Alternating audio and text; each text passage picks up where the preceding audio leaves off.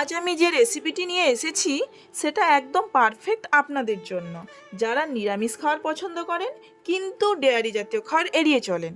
হ্যাঁ বন্ধুরা, আজ আমি বানাতে চলেছি চিল্লি মাশরুম, একেবারে ডেয়ারি ফ্রি কিন্তু স্বাদে অতুলনীয়। যারা ভেজ বা প্ল্যান্ট বেসড ডায়েট মেনে চলেন তাদের জন্য এই পদটি একেবারে পারফেক্ট অপশান। আর যারা মাশরুম ভালোবাসেন তাদের জন্য তো বলারই অপেক্ষা রাখে না। চলুন এবার দেরি না করে শুরু করি রান্না, আর জেনে নিই কীভাবে খুব সহজ উপায়ে ঘরেই বানানো যায় রেস্টুরেন্ট স্টাইল চিল্লি মাশরুম। এটি বানানোর জন্য বাজার থেকে এই রকম গোল গোল সাইজের মাশরুম কিনে এনে ভালো করে জলে কয়েকবার ধুয়ে নেব, যাতে কোনো ময়লা বা নোংরা লেগে না থাকে। একটি সুতির কাপড়ে মাশরুমগুলো দিয়ে ভালো করে এক্সট্রা ওয়াটারটাকে শোক করে নেব। এখন মাশরুমগুলোকে গোড়ার দিকে অল্প করে কেটে বাদ দিয়ে বাকিটা দুভাগে ভাগ করে নেব। বড় সাইজ থাকলে সেটাকে 3 ভাগেও ভাগ করে নিতে পারেন।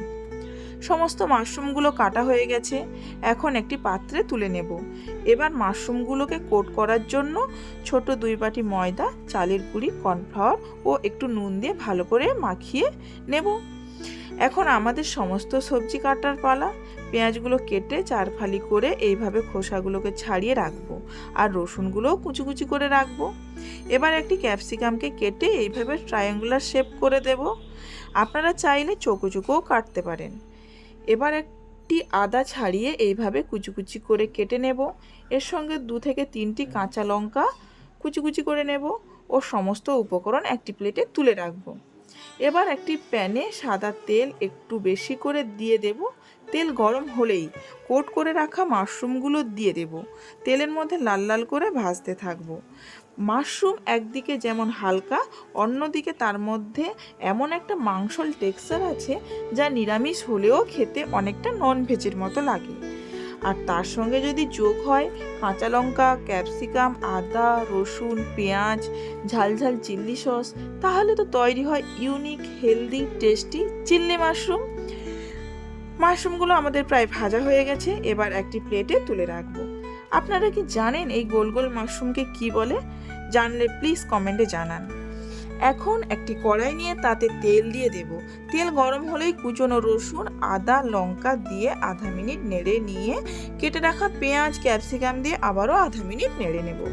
এবার ওর মধ্যে 1 চামচ soy sauce, green chilli sauce দিয়ে নেড়ে নেব। এবার ওর সঙ্গে 2 চামচ জল দিয়ে মেশানো কর্নফ্লাওয়ার দিয়ে দেব। এবার মিশ্রণটিকে একটু নেড়ে নিয়ে জল দিয়ে দেব।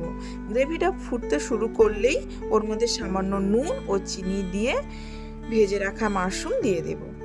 1 মিনিট ফুটিয়ে গ্যাস ওভেন অফ করে দেব। এখন আমাদের প্লেটিং করার সময় ও টেস্ট করার সময়। একটি পাত্রে বের করে নিয়ে উপর থেকে গার্নিশের জন্য ধনেপাতা ও সাদা তিল দিয়ে দিলাম। এটি অপশনাল। দেখুন মাশরুমটা কতটা স্মুদি ও জুসি হয়েছে, খেতেও খুব সুন্দর হয়েছে। আপনারা বানিয়ে দেখুন, খেতে খুব ভালো হবে।